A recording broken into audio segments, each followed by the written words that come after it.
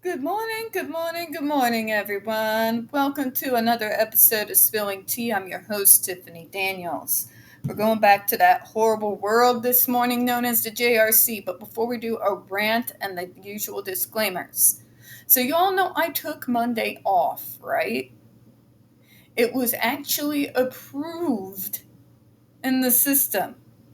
I log in this morning, and what do I see on Monday?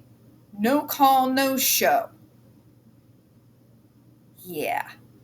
Yeah, to say I'm pissed is an understatement. It was approved in the system for me to be able to take Monday off. I had the 8 hours. And the fact that it showed that it was approved on the 24th. And when I double checked it that Monday, and then I come in this morning and it's showing me that, to say I'm pissed is an understatement. So I went into Verint and I took a screenshot from where I took off on the 24th when I took off for the 25th. I did a screenshot showing that it was checked marked and that it was approved for that to happen. Since fucking when do I have to call the leave line for vacation time? Right? If they want to get rid of me, fine. But you're not going to do it on false pretenses. I'm getting to where I am fed up. I've had it.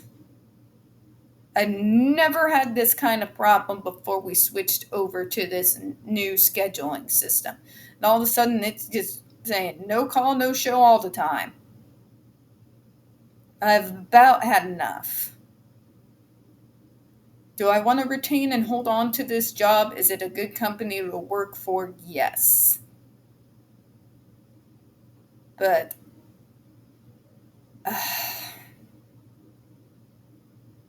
I've about had my damn fill.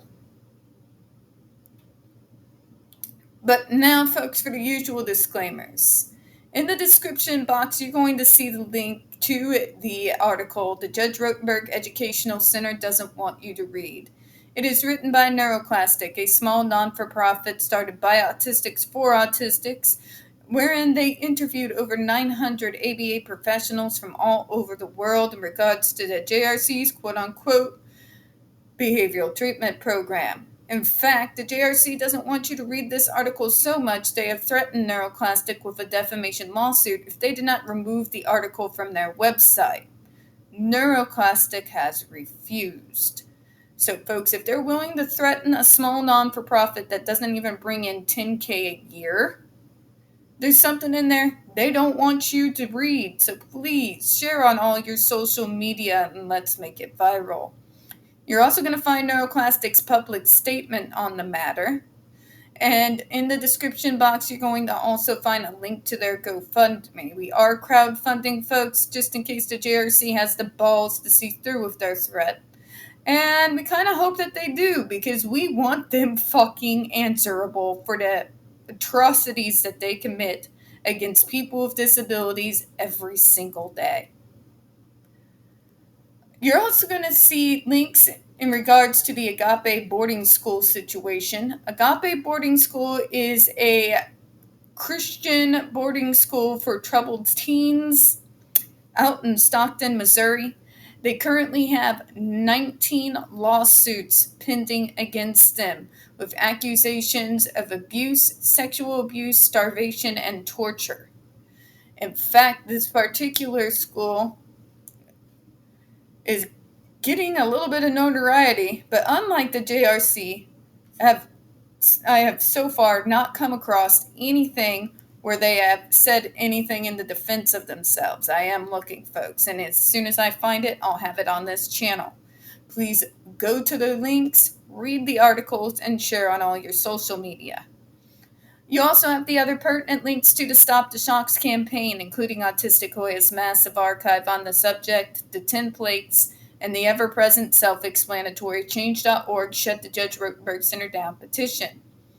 When we discuss the JRC, folks, you're going to hear vivid descriptions of and catch clips of surveillance footage of peoples with disabilities being tortured and abused. If you got young children present, please use your headphones, all right? It is 4:31 a.m. in the morning. I'm exhausted. I'm pissed off. Yeah. So if I stumble over my words, apologies in advance, all right? Okay, so where we left off yesterday, 105. It was reported by a JRC staff member that one of the BRL episodes involved holding a student's face still while a staff person went for his mouth with a pen and pencil, threatening to stab him in the mouth while repeatedly yelling, "You want to eat this." This is a situation that Jennifer Masumba also references, if you remember. This goal was to aversively treat the student's target behavior of putting sharp objects in the mouth. This student almost killed himself several times before his placement at JRC by swallowing the following while admitted to psychiatric hospitals: pencils, toothbrushes, a chess piece, a pen, and half a bar of soap. Yes, let's victim blame the victim. We're going to traumatize the pica out of him. Pica, folks, by the way, is a condition that is well known amongst autistics, where we might put inanimate objects in our mouths. Remember, mine was a copper penny because the sensory metallic taste of it would calm my happy ass the fuck down. How did I get over that particular version of pica? I could swallow that and choke, right? Well, I replaced it with ice cubes instead. But we can't have logic in any of this now, can we? See, they would rather traumatize and torture the behavior out of them instead of coming up with a common sense solution that doesn't involve torture. I'm sorry, JRC. I don't care how severe the situation was. Nothing justifies your bizarre behavioral rehearsal lessons, okay?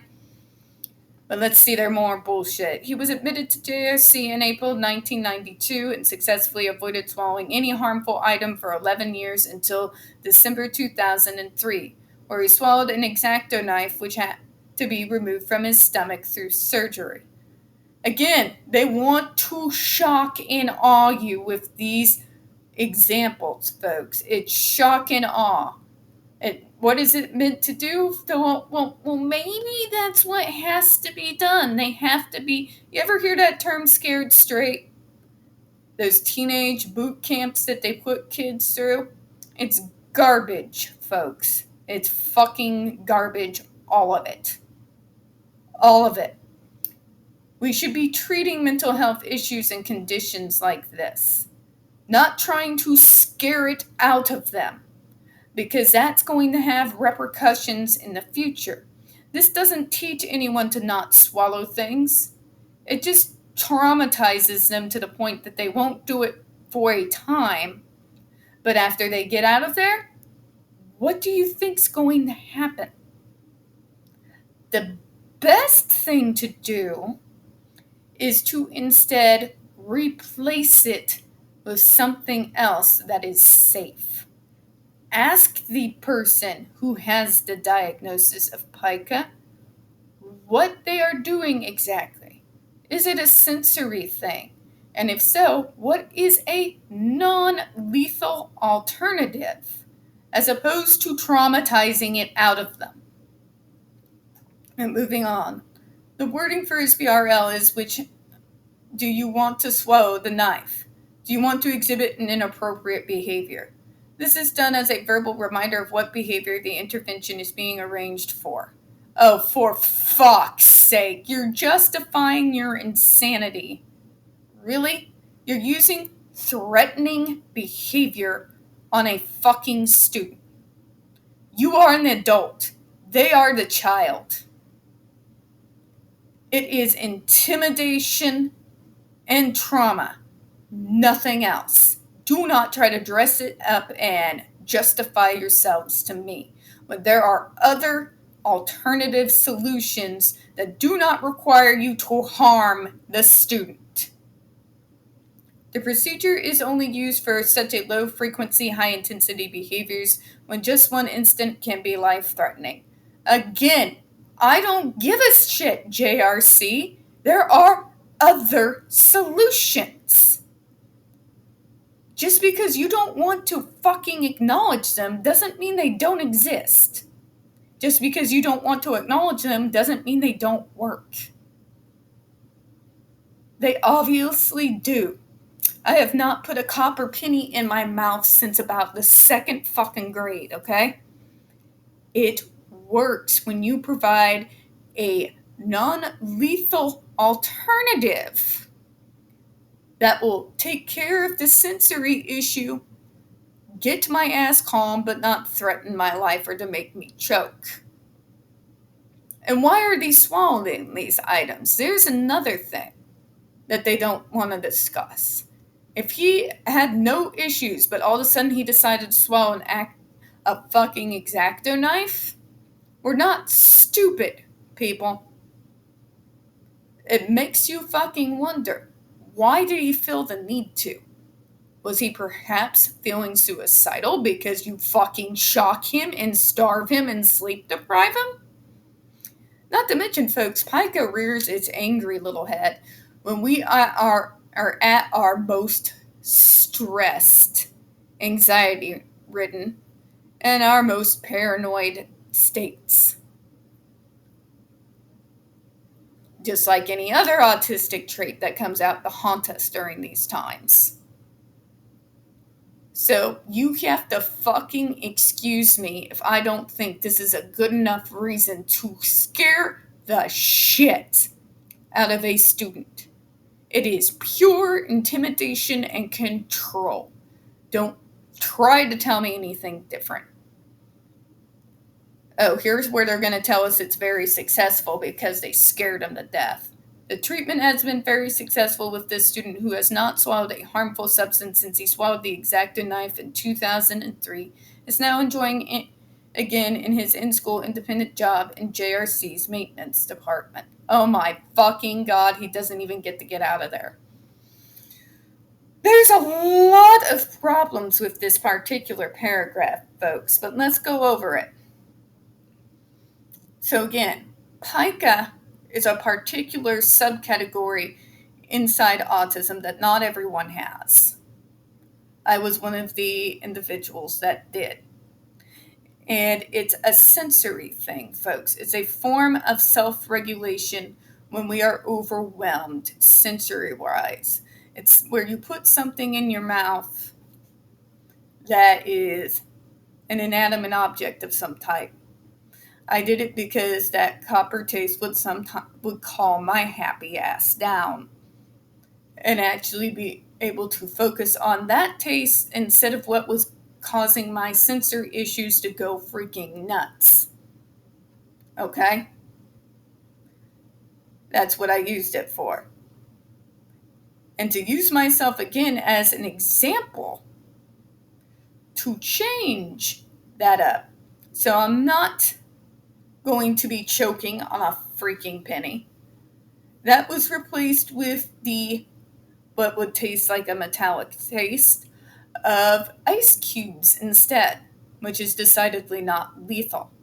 See, nobody had to freaking traumatize and then shock me to get that behavior to go away. Instead, my mother used this little thing called logic instead, and simply switched out the copper for something something non-lethal for something that was potentially lethal should I choke and it get into the wrong area. That's what normal people do.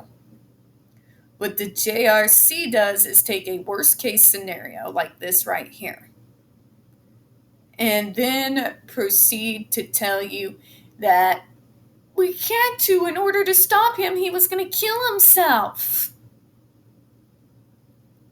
And yet, you notice, instead of going to something non-lethal, replacing it with something like ice cubes. They just went straight for the trauma. They went straight for intimidation. They went straight to fear. They rule through fear. And when a student stops a behavior because they're fucking terrified, they consider that a success. It's not a success, folks. Because when those kids come out of this fucking school, what do you think they're going to do? Was any healthy alternatives provided for them? No. So what are they going to fall back on? Yeah. And on that note, folks, I'm going to go ahead and close out this morning. We don't get very many views on this channel, especially on this subject. The few that we do tend to get removed from time to time. So please don't forget to hit the like button, hit subscribe, and don't forget to hit the comments. I do appreciate your time this morning. And as always, we here at Spill and Tea hope you have a good one. Bye-bye.